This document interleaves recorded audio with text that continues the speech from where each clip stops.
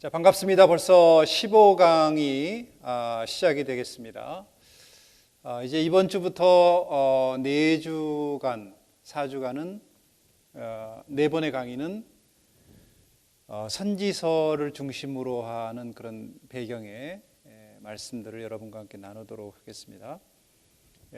제가 지난주에 여러분들에게 한 가지 제가 잘못된 좀 정보를 드렸는데, 뭐냐면 열왕기와 역대상의 그 시간차가 70년이라고 제가 말씀을 드렸는데, 보통 그것이 이제 다시 계산을 제가 해보니까 100년에서 많게는 150년 정도의 차이가 있습니다. 그래서 포로 기간만 70년이었고 에스라가 3차, 그러니까 2차 때 귀환 후에 쓴 것으로 보면 한 100년에서 많게는 150년 정도의 시간차가 있다는 것을 여러분들 다시 한번 말씀을 드리고 정정해 주시면 고맙겠습니다.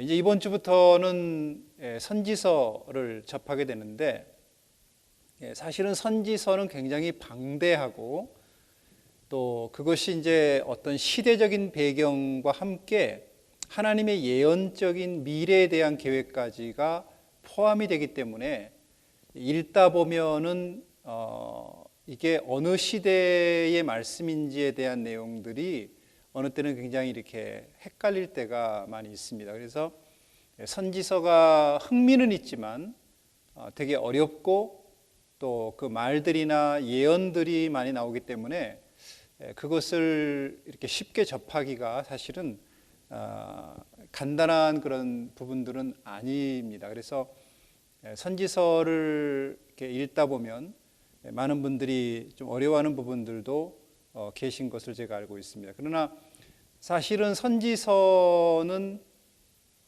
빼낼래야 빼낼 수 없는 책이죠.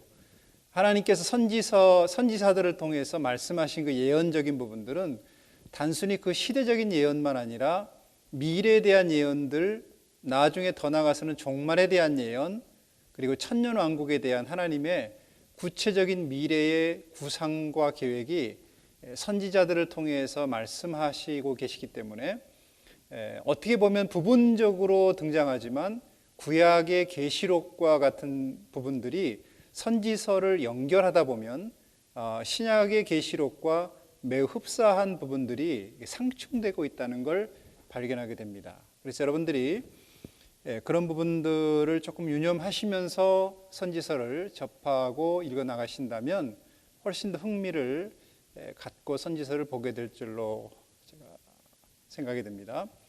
여러분들에게 복잡한 제가 PPT 하나를 보여드리는데요.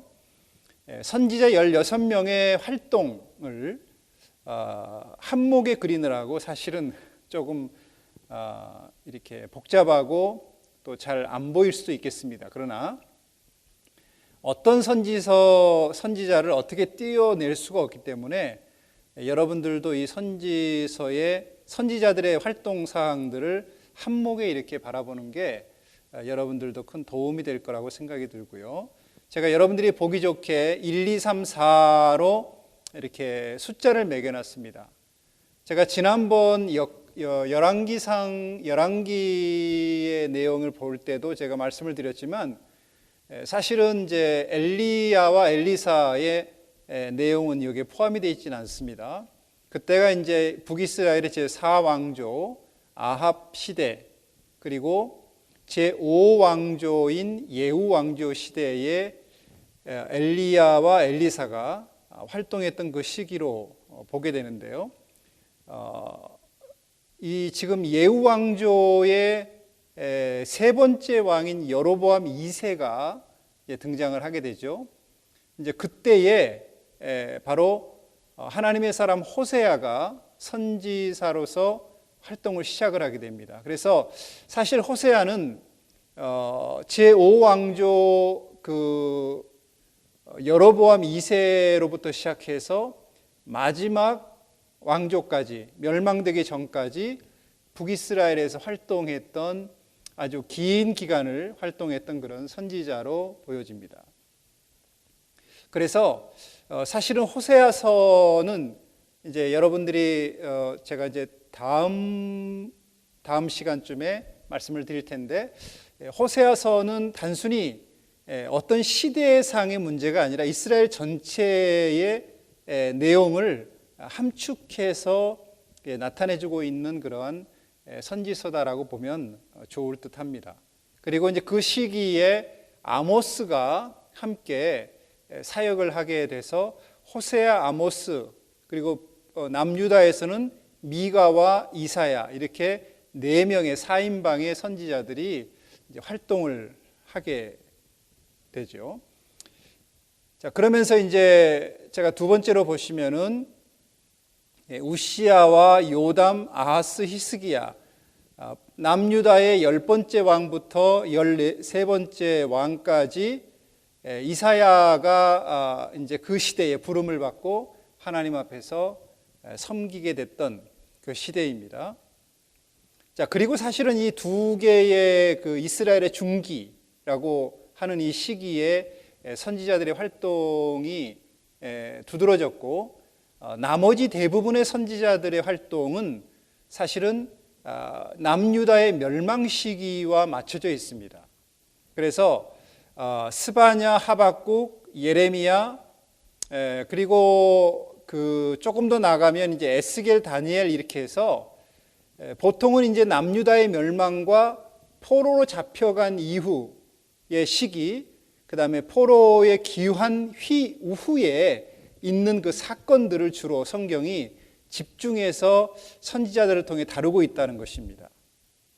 자, 그런 면에서 볼 때에 사실은 많은 선지자들의 활동사항이 남유다의 멸망 시기와 맞물려 있고, 또 바벨론의 포로 기간, 그리고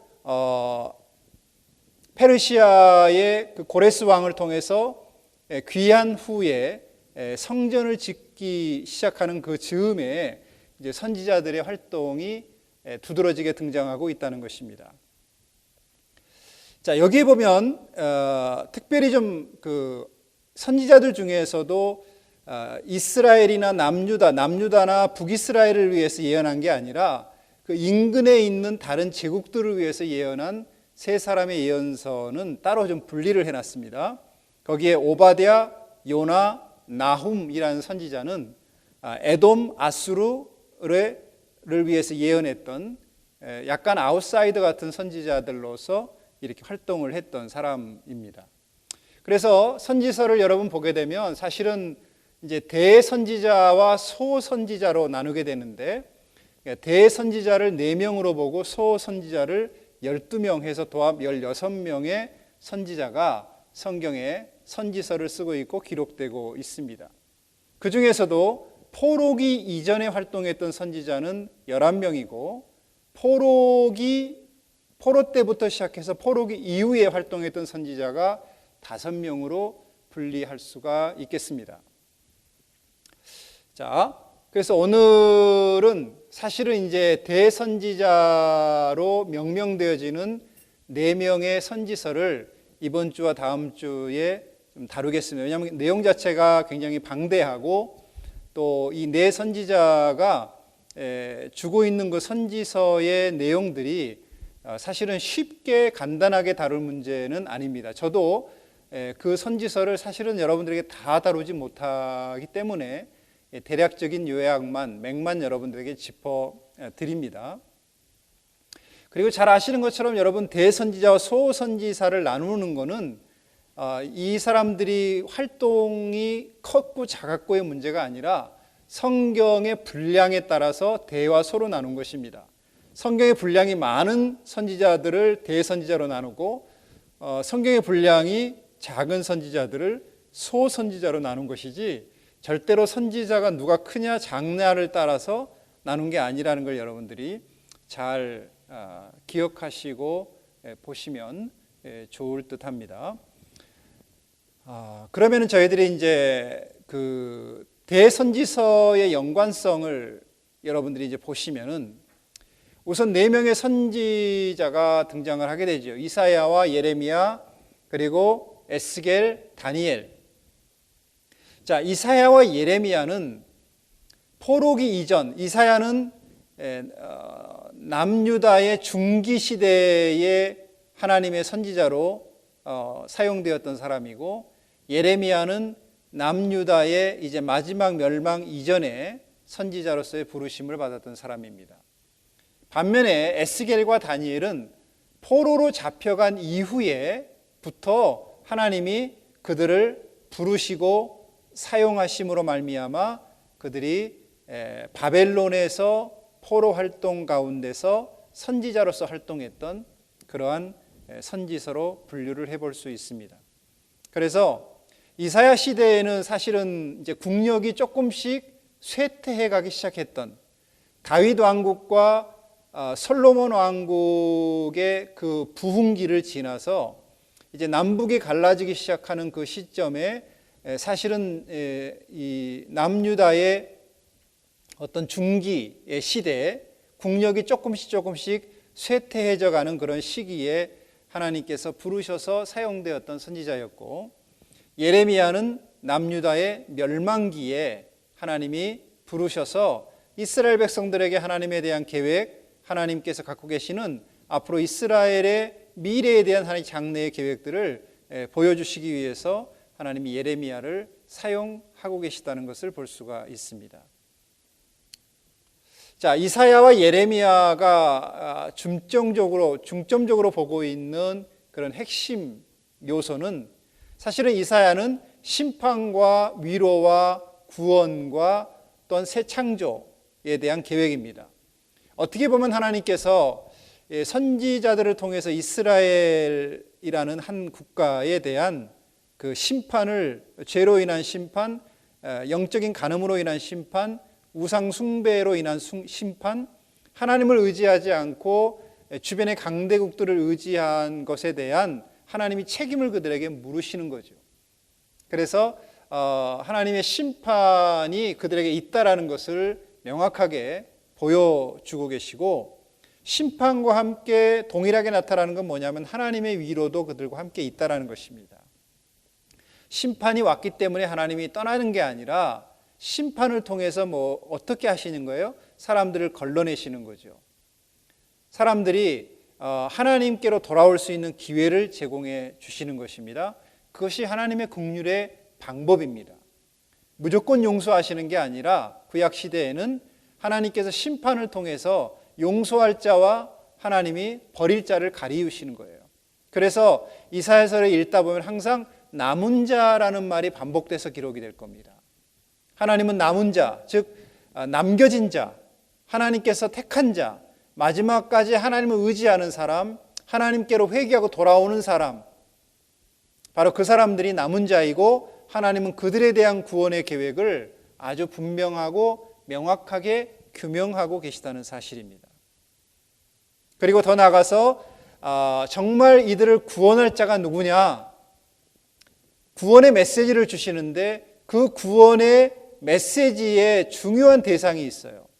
그거는 그 시대에 예를 들어서 히스기야 왕이나 요시야 왕이나 우시야 왕, 이런 왕들로 하나님이 그들을 구원하실 계획을 갖추시지만, 성경이 얘기하고자, 하나님 말씀하시고자 하는 구원의 굉장히 사실적인 그런 목적은 뭐냐면 메시아의 출현입니다. 즉 예수 그리스도께서 이 땅에 오심으로 말미암아 진정으로 우리는, 여러분, 어떤 강대국에 의해서도 멸망당할 수 없는 하나님의 완전한 제국, 하나님의 완전한 나라 가운데서의 진정한 구원이 바로 메시아이신 예수 그리스도로부터 우리에게 주어진다라는 사실을 이사야는 굉장히 강조하고 있습니다. 또 예레미야는 회복과 약속에 대한 말씀을 하시는 거죠. 왜냐하면 나라가 멸망되기 바로 전이기 때문에 얼마나 불안정하고 얼마나 사람들이 초조하고 심지어는 풍전등화와 같은 시기일 겁니다. 언제 외세의 침략에 의해서 무너질지 모르는 그런 불안감 속에 살고 있는 자들에게 예레미야는 물론 하나님의 심판에 대해서도 말씀하셨지만, 예레미야서의 가장 중요한 핵심은 뭐냐 하면 회복과 하나님의 약속이에요. 그래서 하나님께서는 회개하고 순종하는 자들에게 반드시 하나님은 이 약속을 이행하시고 지키신다라는 거죠. 자, 그런 사실들을 우리들에게 말씀해 주고 있고, 이제 에스겔이 가지고 있는 어떤 핵심적인 요소는 뭐냐면 이스라엘의 회복, 그러니까 멸망당하고 무너진 이스라엘이지만 너희가 무너진 현재를 보지 말고 하나님이 다시 회복하실 미래를 봐라. 70년 이후에 또한 그 이후에 이 땅에 세워질 진정한 하나님의 나라, 사람이 세운 나라가 아니라, 왕들에 의해 세워진 나라가 아니라 하나님에 의해서 세워지는 그분의 나라, 그분의 나라가 세워질 것이다라고 하는 그 소망의 메시지를 에스겔은 계속해서 말씀을 통해 던지고 있습니다.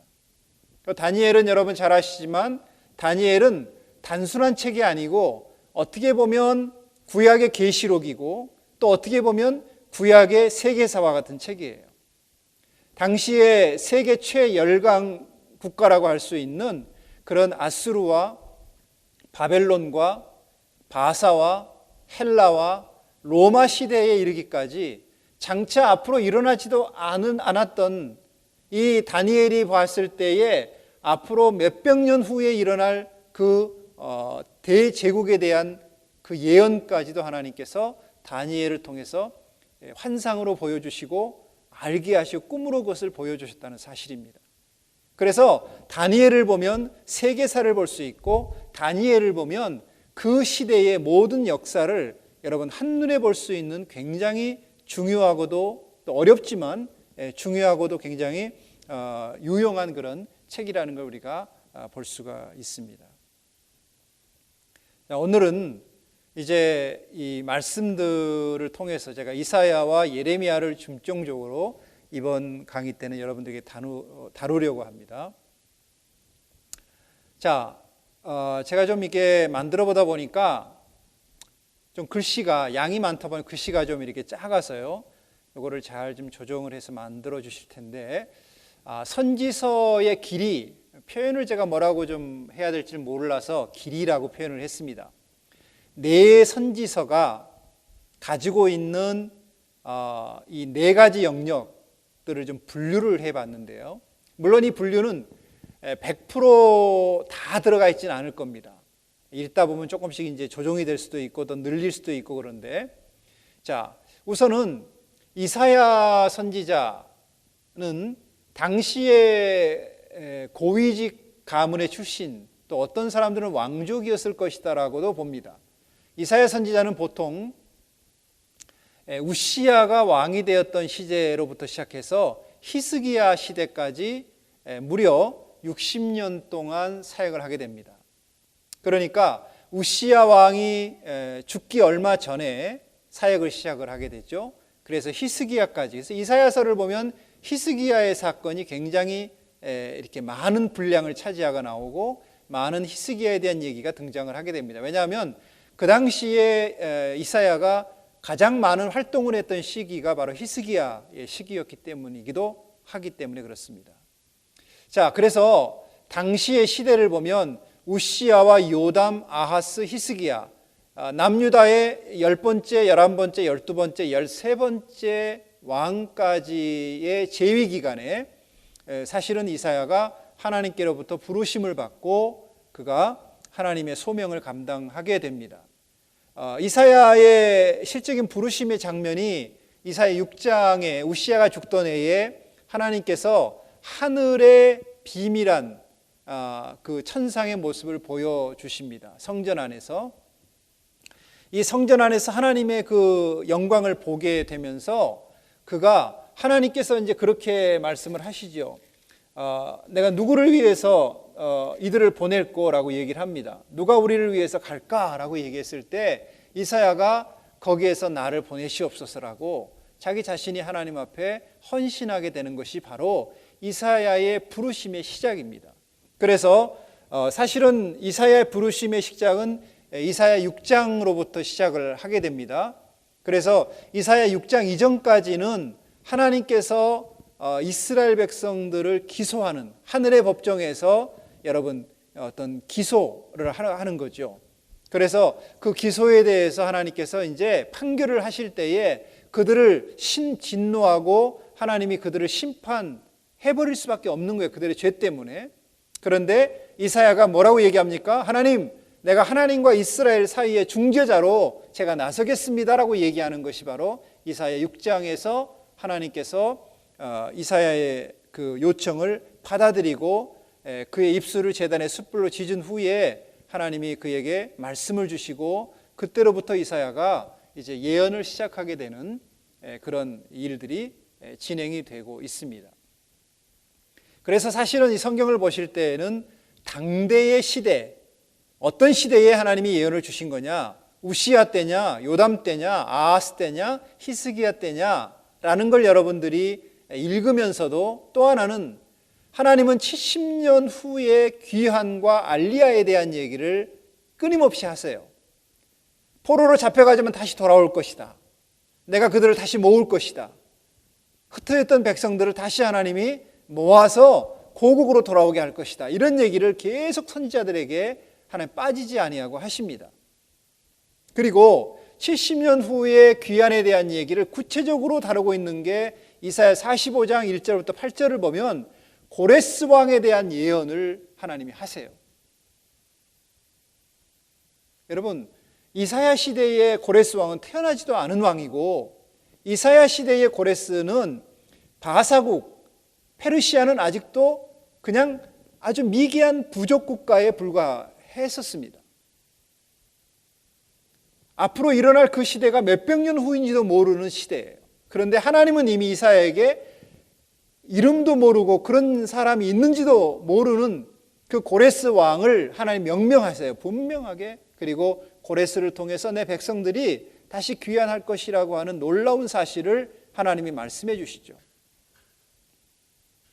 자, 그리고 그와 더불어서 이사야를 읽다 보면 우리는 굉장히 놀라운 사실들을 읽는 중간중간에 발견하게 됩니다. 그것이 뭐냐면 메시아에 대한 예언이에요. 자, 우리가 성경 읽다 보면 7장에 넘어가다 보면 7장과 9장 그 사이에 하나님이 한 아이를 낳을 것이다. 그 아이가 임마누엘이라 할 것이다. 자, 우리는 하나님 우리와 함께 계신다는 그 사실을 임마누엘이라는 이름으로 듣게 됩니다. 자, 하나님께서 그들을 버린 것이 아니다. 너희들을 심판하고 너희들의 죄에 대해서 하나님이 책망하시지만 너희들을 버린 것이 아니라 내가 너희와 함께 하고 있어라는 사실을 증명해 주기 위해서 그 증거로 한 아이를 이 땅에 주실 것이다라고 얘기를 하는 거죠. 그 아이가 누굽니까? 우리가 잘 알고 계시듯이 예수 그리스도입니다. 그래서 예수님이 태어나셨을 때에 여러분 천사가 마리아에게 그 얘기를 하지 않습니까? 바로 하나님이 우리와 함께 하신다. 임마누엘이라고 하시는 그 이름, 그 아들의 이름이 임마누엘이야라고 여러분 얘기를 해 주시죠. 구약에서 이사야에서 예언했던 그 임마누엘이 바로 예수 그리스도의 탄생과 함께 맞물려져서 이것은 예수 그리스도의 여러분 메시아의 탄생에 대한 예고를 이미 이사야를 통해서 우리가 듣게 되는 소식입니다. 여러분, 우리는 신구약을 이미 다 알고 있는 시대에 살기 때문에 우리가 이제 이게 언제 예수님께 태어나셨다는 걸 알지만 이 시대는 전혀 언제 메시아가 올 것이라는 소식도 모르고 그런 낌새도 없었던 시대니까 사실은 그것은 굉장히 모호할 수 있겠죠. 그러나 우리는 뭡니까? 이런 성경의 지나간 역사를 우리는 이미 다 알고 있기 때문에 이 예언이 바로 이때를 위해서 하나님이 예언하신 것이구나라는 걸 우리가 여러분 이렇게 경험하고 알게 되어지는 것입니다. 그리고 거기에는 한 싹에 대한 얘기가 나오죠. 한 싹에 대한, 새싹에 대한 얘기, 다윗의 시로부터 다윗에게서 한 싹이 나겠다 이런 얘기를 하시는 건 뭐예요?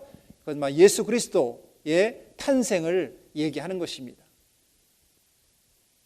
그리고 25장에는 보니까 이 산에서라고 얘기할 때 25장 6절에 8절에 보면 하나님이 이 산에서 엄청난 잔치를 준비하세요. 아주 오래되고 만난 양고기와 여러분 그 포도주로 기가 막힌 숙성된 포도주를 내오셔서 이것들을 잔치를 베푸십니다. 여러분 그 어린 양과 포도주는 뭐예요? 예수 그리스도의 십자가 사건이죠. 어린 양이신 예수님께서 이 산에서 죽임을 당하는 거예요. 우리에게 양식이 되기 위해서.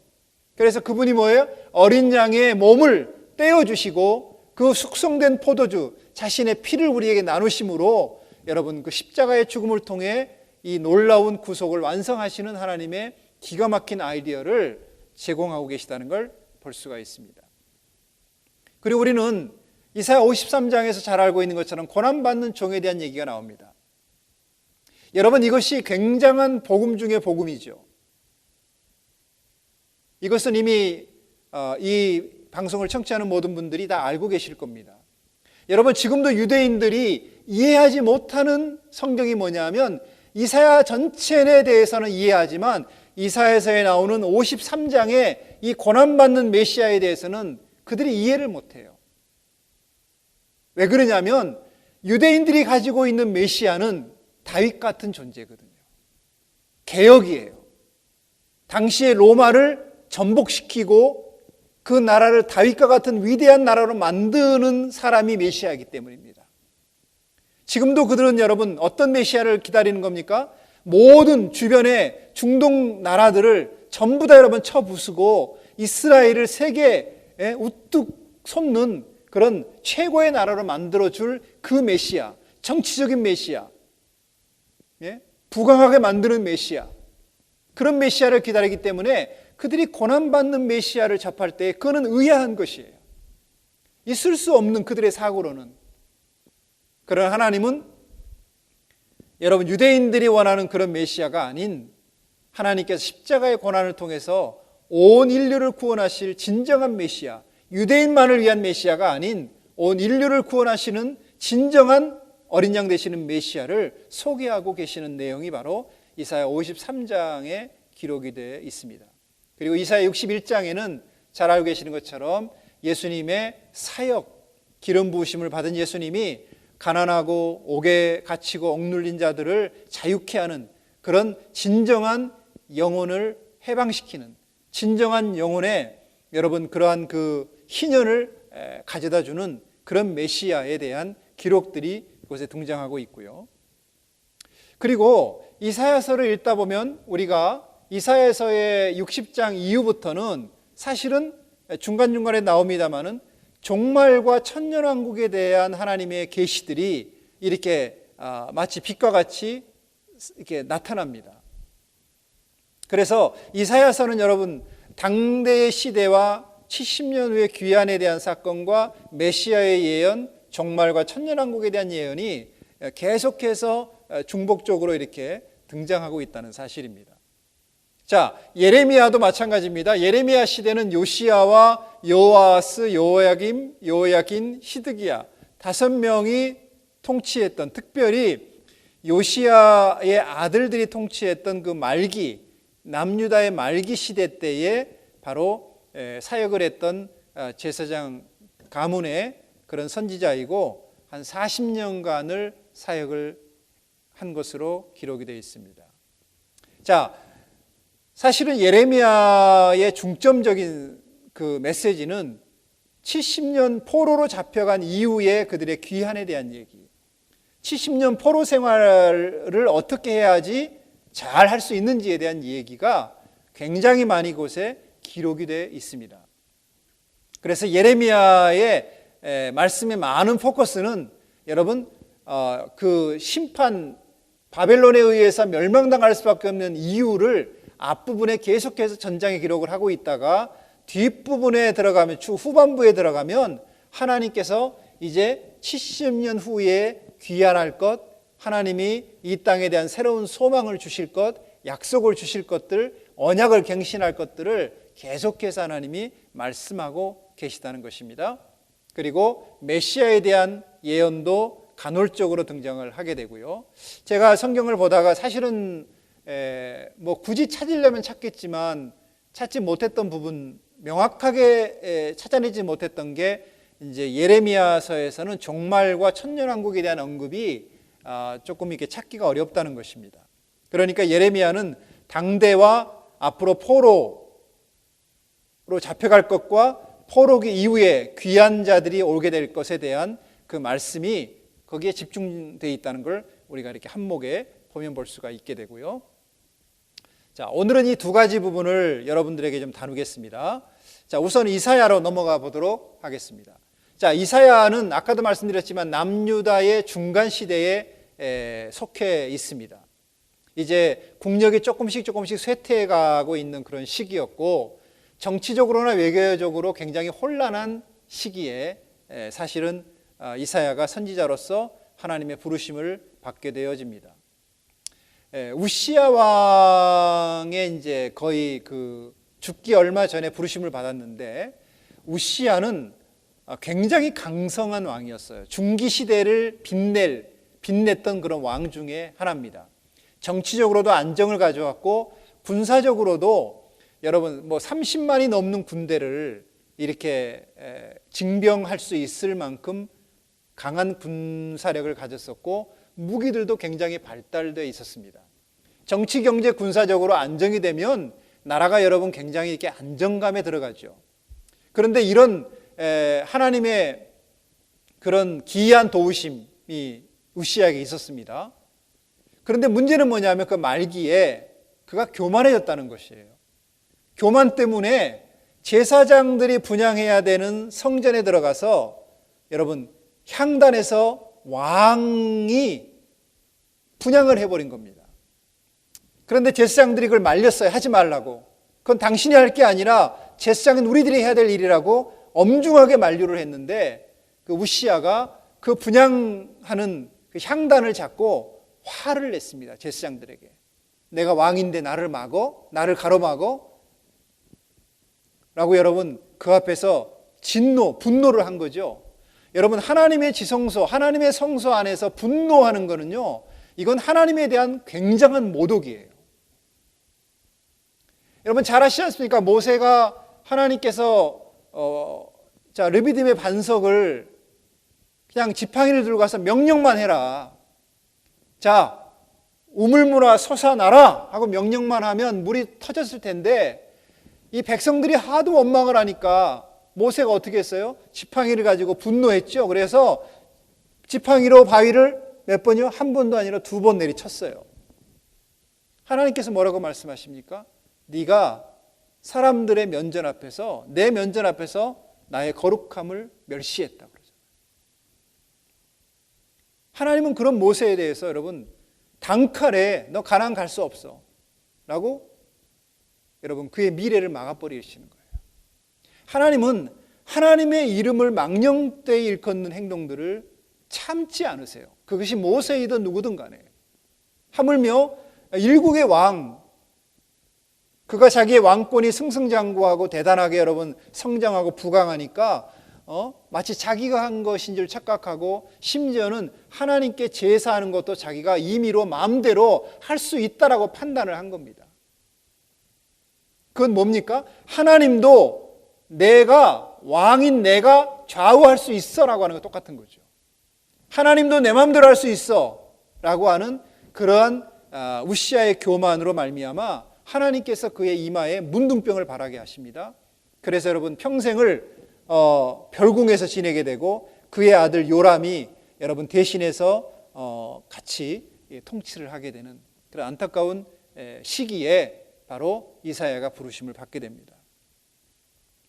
자, 그런 와중에 여러분 주변에서는 뭡니까? 아수르가 북이스라엘을 향해 공격해 들어오고 북이스라엘을 멸망시킨 후에 이제 남하하려고 합니다. 남유다를 잡아먹으려고 거의 코앞까지 온 거죠. 그래서 그 시기가 여러분 히스기야 시대 때 아수르의 사내립이 바로 그 예루살렘 성을 공략을 해가지고 예루살렘 성을 함락시키기 바로 일보 직전에 여러분 히스기야의 기도, 또 이사야의 기도, 많은 하나님의 사람들의 기도로 말미암아 하나님께서 그들을 물러나게 하고 패망하게 하고 사내립이 아수르로 돌아간 이후에 암살을 당하고 죽게 되죠.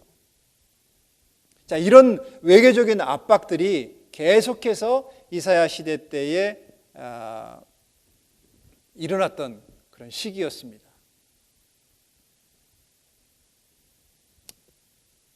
특별히 우시야나 요담이나 이제 아하스나 히스기야에 대한 그런 4명의 왕들이 다스리던 시대에 이사야가 활동을 하면서 사실은 가장 안타깝기도 하고 가장 그 하나님 앞에 이 남유다가 여러분 위기에 처할 수밖에 없었던 상황이 뭐냐면 아하스 12대 왕인 아하스 때였어요. 아버지 요담은 사실은 하나님이 원하시는 바른 길로 걸어가려고 몸부림을 쳤던 왕입니다. 그런데 실제로 요담은요, 하나님이 계시는 성전에 들어가질 않았어요. 왜냐하면 그곳에서 아버지가 향단을 붙잡고 화를 내면서 문둥병을 발한 것을 봤기 때문에 너무너무 두려워서, 하나님에 대한 두려움 때문에 평생을 그가 왕위에 있을 때 성전에 들어가질 않았습니다.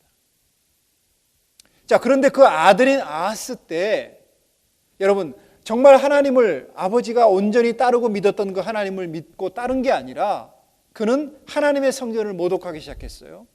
바알을 섬기기 시작하고 산당을 짓기 시작하고, 그 다음에 아수르의 신들을 대거 여러분 남유다로 수입해 들어와 가지고 사람들에게, 자, 이 신이 우리를 진정으로 이끌 우리의 하나님이다라고 그들 선포해 버렸습니다. 심지어는요, 하나님의 성전에 있는 기구들을 불사르고 성전 문을 닫아버렸어요. 아무도 성전에 들어오지 못하도록 문을 닫아버리고 예루살렘의 구석구석마다 우상들을 만들어서 사람들에게 우상을 숭배하도록 종용했다는 것입니다. 이 아하스의 이 안타까운 사건이 하나님을 분노하게 하고 하나님으로 하여금 여러분 이 땅을 멸망이라는 어떤 과정 속으로 들어갈 수밖에 없게 만들었던 그런 장본인 중에 한 사람입니다.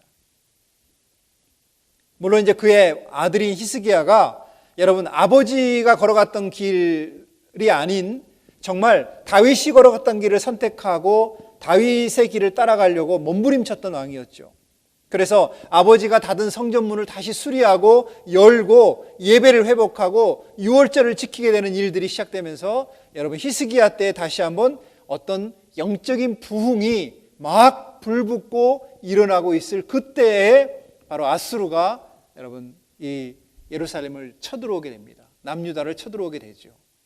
위기의 순간 하나님을 의지하고 하나님을 온전히 따르고자 할 때 여러분 놀랍게도 위기가 찾아왔다는 거예요. 하나님이 그런 걸 아예 막아주셨으면 좋을 텐데 여러분 때로는 우리가 하나님을 더 믿고 더 의지하고 더 순종하려고 할 때 이런 위기가 때로는 우리를 찾아올 때가 있죠. 그런데 그럴 때 오히려 히스기야는 어떻게 했어요? 하나님을 원망하지 않았어요. 나는 하나님을 이렇게 찾았는데 왜 하나님은 우리의 상황을 이렇게 만듭니까? 라고 말하지 않았습니다. 하나님, 저는 하나님을 더 의지하려고 하고 하나님의 성전을 수리하고 성전 문을 열고 예배를 회복하고 지키지 않았던 유월절을 온전히 지키면서 하나님의 율례와 법도를 쫓아 살려고 하는데 왜 우리의 상황은 넉넉하지 않고 힘들고 어렵습니까? 라고 하나님께 하소연하지 않았어요. 오히려 아수르가 쳐들어왔을 때에 그들은 아수르의 말에 귀를 기울이지 않게 하고 침묵하고 하나님의 얼굴을 구하고 하나님의 종들에게 기도를 부탁하고 그리고 하나님의 뜻을 온전히 물었어요.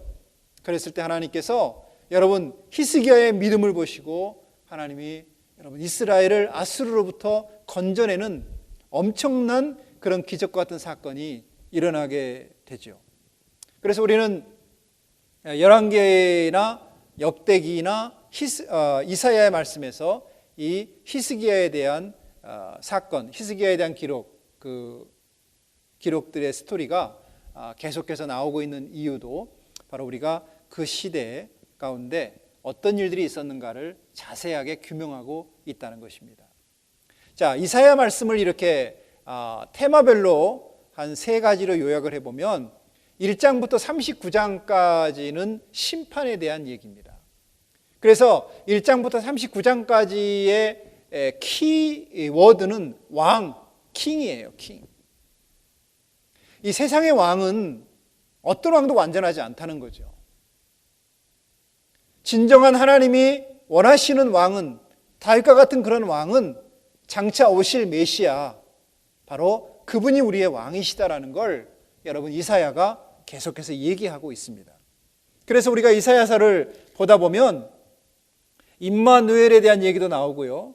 이사야 9장에 한 아이가 우리에게 낳았고 한 아들을 우리에게 주신 바 되었는데 그의 어깨에는 정사를 메었고 그의 이름은 기묘자라 모사라 전능하신 하나님이라 영존하신 아버지라 평강의 왕이라 할 것이다. 예수 그리스도 진정한 우리의 왕 되시는 그 그리스도만이 진정으로 우리를 하나님이 기뻐하시고 하나님께로 우리를 이끌어가는 왕이시다라는 걸 이사야가 강조하고 있다는 것입니다. 그래서 그분이 다스리는 완전한 나라, 그분이 통치하시는 완전한 나라, 그분의 왕자가 온전히 여러분 섰을 때에 이 세상 나라는 정말 그분이 다스리는 그러한 하나님의 나라가 되어진다라는 것을 이사야가 설명을 해가고 있습니다. 그래서 1장부터 39장의 내용들은 자, 이렇게 4-5가지로 분류해서 나눌 수 있습니다. 하늘 법정에서 유다를 기소하는 것이 1장부터 5장까지가 나오고요. 반아수르의 동맹과의 전쟁이 6장부터 12장까지 나오고, 이때는 이제 아하스 시대입니다. 세 번째는 열방에 대한 경고와 심판의 메시지가 13장부터 27장까지, 이때도 이제 아하스 왕 시대죠. 자, 아하스 왕이 어떤 왕이었는지 제가 말씀을 드렸지 않습니까?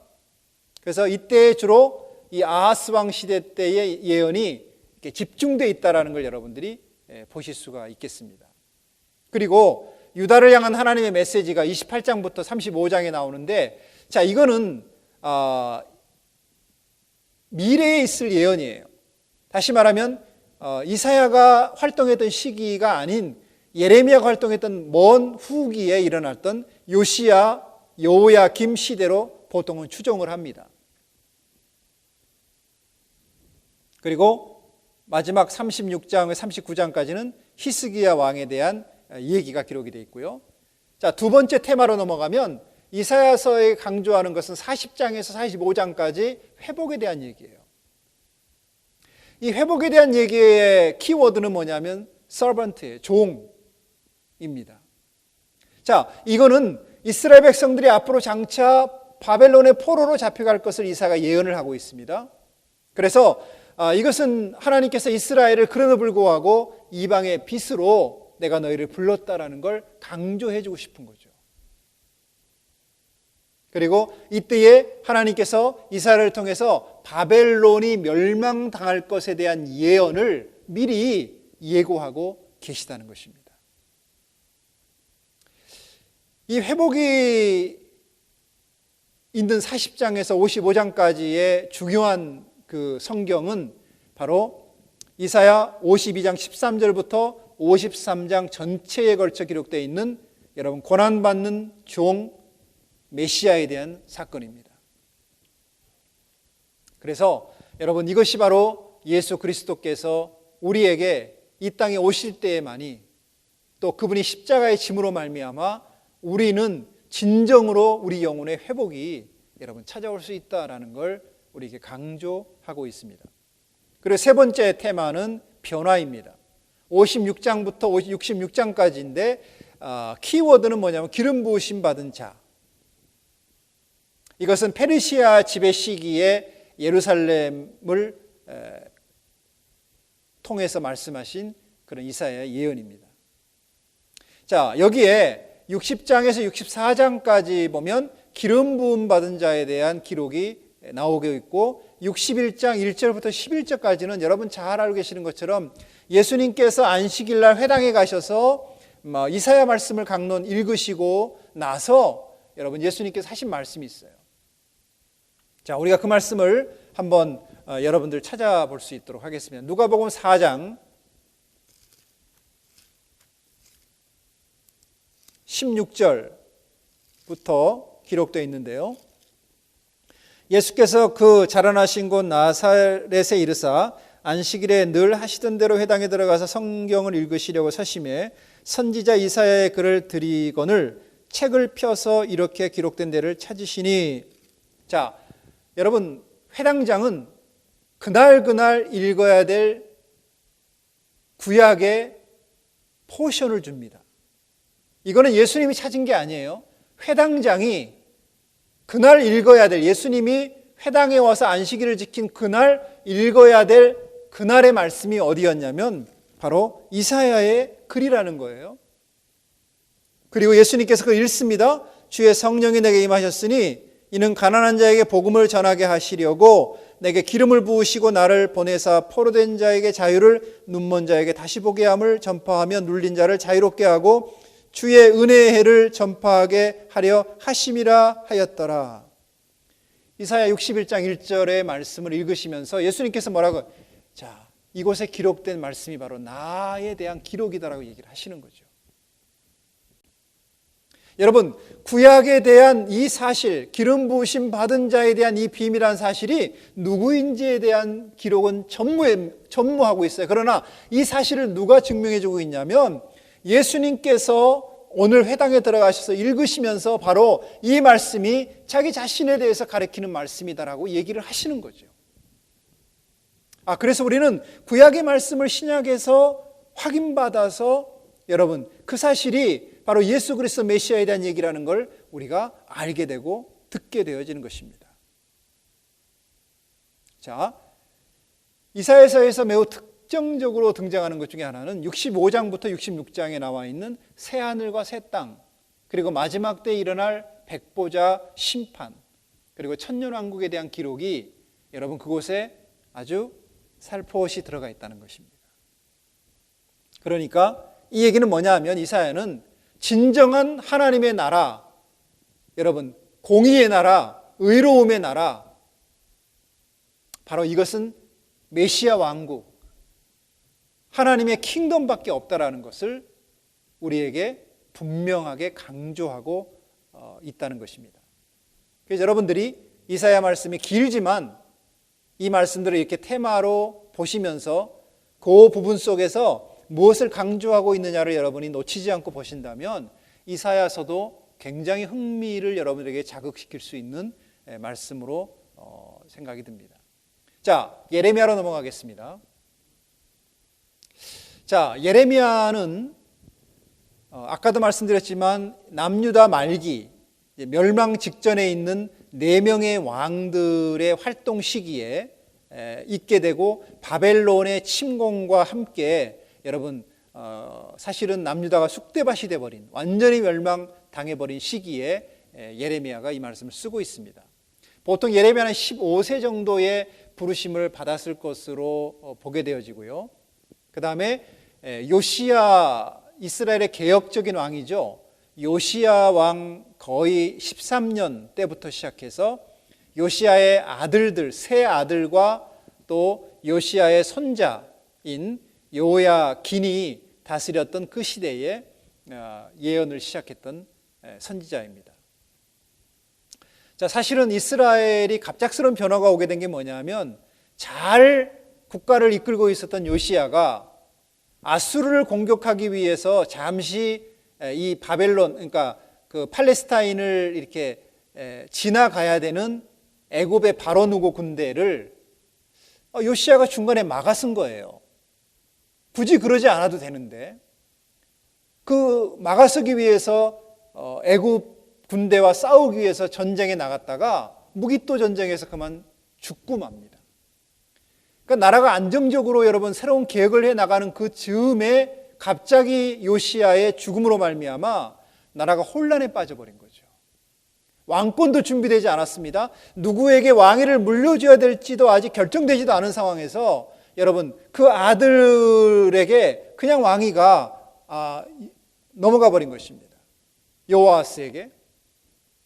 그러면서부터 대혼란이 되기 시작하고 그의 아들들은 하나님이 원하시는 다윗의 길이 아닌, 아버지의 개혁적인 길이 아닌 여러분 우상을 숭배하고 하나님의 말씀을 거역하고 그리고 강대국들에게 손을 어떻게 잡아보고 어떻게 그들에게 여러분 빌미를 붙어서 살아보려고 그렇게 인간적인 술수를 썼던 그런 왕들이었어요. 결국 그들이 이집트에도 손을 벌려보고 바벨론에도 손을 벌려보다가 결국 586년에 바벨론에 의해서 멸망을 당하고 마는, 하나님이 계심에도 불구하고, 하나님이 그 땅의 중앙에 계심에도 불구하고, 하나님을 의지하고 하나님께 얼굴을 구하고 하나님께로 돌아오고 회개하면 하나님이 그 땅을 책임져 주실 텐데도 불구하고 그들이 하나님을 외면하고 하나님의 말씀을 부정하고 하나님의 말씀을 그 앞에서 여러분 찢어버리면서까지 하나님의 말씀을 거부해버린 결과와 대가로 하나님께서는 남유다를 바벨론에게 넘겨버리셨다는 것입니다. 심지어는 여호야김 같은 경우는 나라가 풍전등화 상황 속에 언제 무너질지 모르는 상황 속에 있었던 그때 여러분 자기가 살 큰 집, 광대한 다락방을 엄청나게 큰 다락방을 짓고 값비싼 백향목과 여러분 애굽의 붉은 물감을 가지고 왕궁을 지면서 사람들에게 사치와 무죄한 피를 흘리고 강포를 일삼았어요. 그래서 예레미야를 읽다 보면 여호야김에 대한 그런 멸망의 기록이 굉장히 많이 기록되어 있습니다. 얼마나 하나님 보실 때에 정말 강포한 왕이었는지 백성들의 구유를 이렇게 쪄내서 자기의 호화로운 삶, 사치스러운 삶을 영위하려고 했던 그 왕에 대해서 하나님께서는 여러분 참아보지 못했던 것이죠. 그래서 사실은 예레미야서는 어떻게 보면 이제 대한민국의 그 대한제국의 마지막 왕조들이 국가를 이끌었던 그 시대, 고종 그 전으로 해서 일본의 공격과 이런 외세의 공격들을 열강들의 공격으로부터 견딜 수 없는 그런 시기 속에 있었던 것과 거의 비슷하다는 것을 우리가 생각하면서 읽으시면 얼마나 나라의 상황이 위태롭고 여러분 정말 바람 앞에 놓이는 그 촛불인지 우리가 볼 수 있게 됩니다.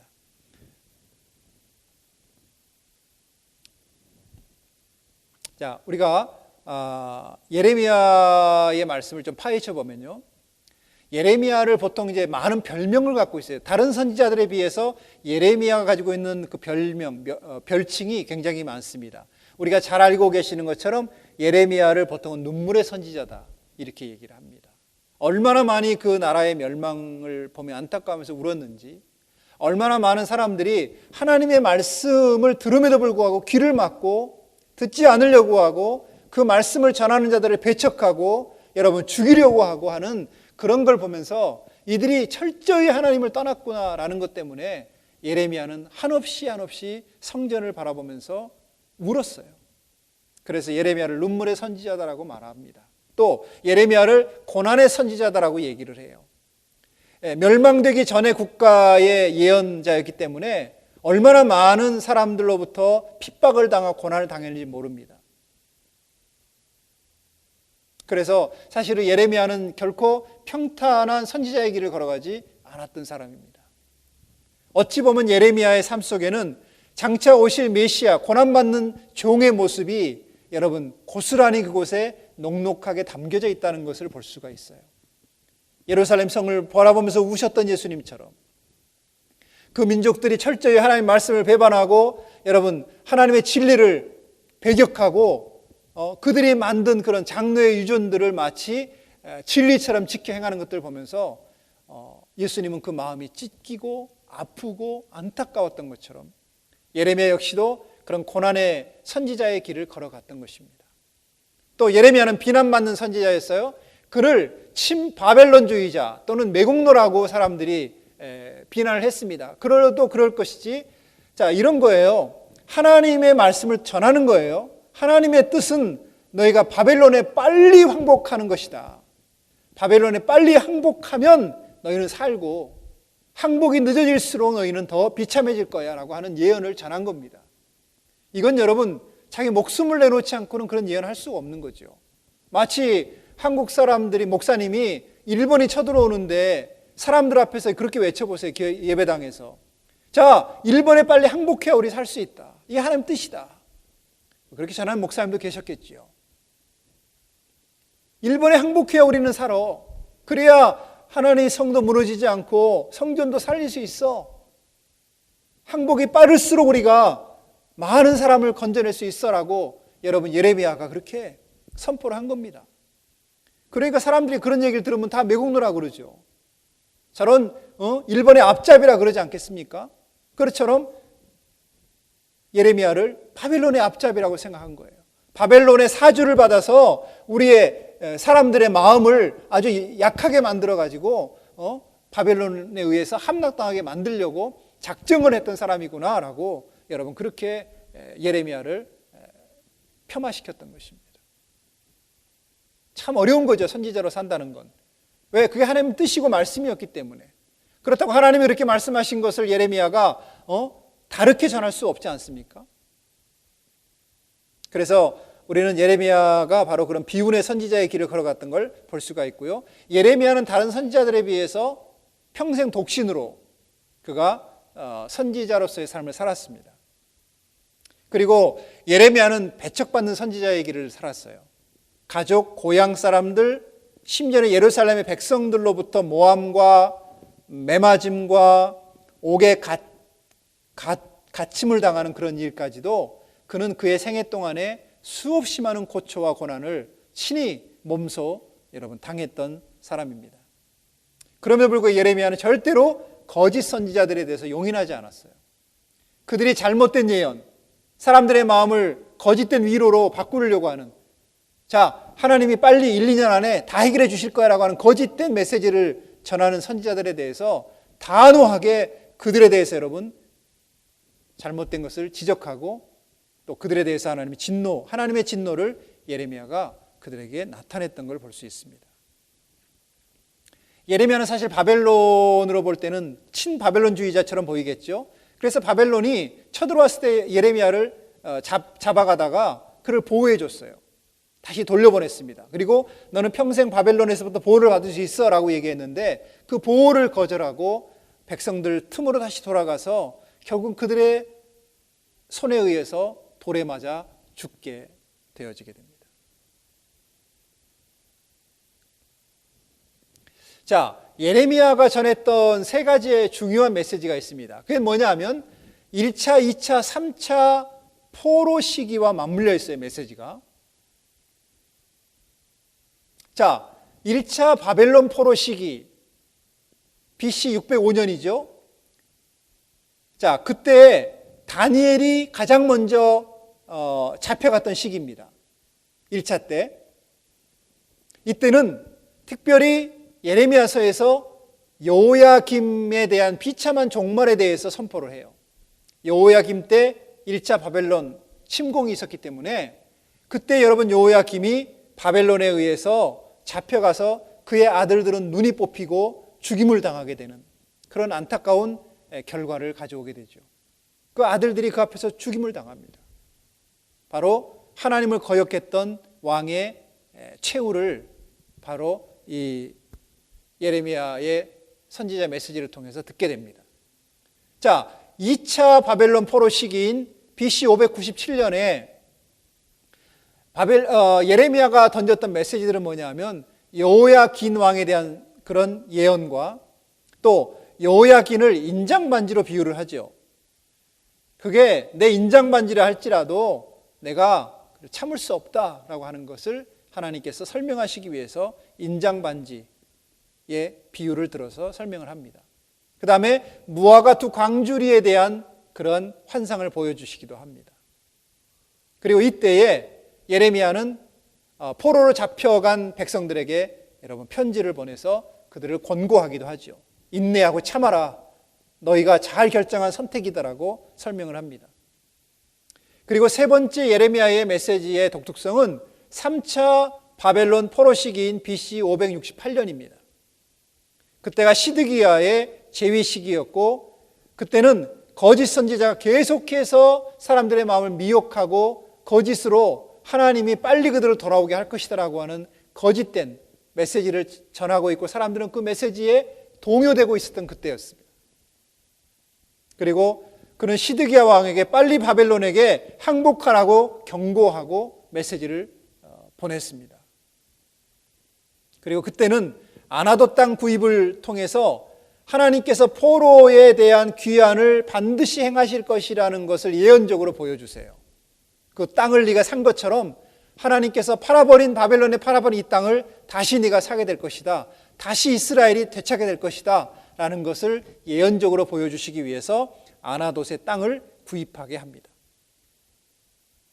그리고 이때에 바벨론 성이 불타고 성읍이 황무해져서 거민이 없게 되어진다는 경고와 함께 여러분 바벨론에 의해서 멸망당하게 되고 하나님의 성전은 완전히 소멸되고 불타버리고 예루살렘 성은 다 무너져버리게 되는 그런 결과가 주어지게 되죠.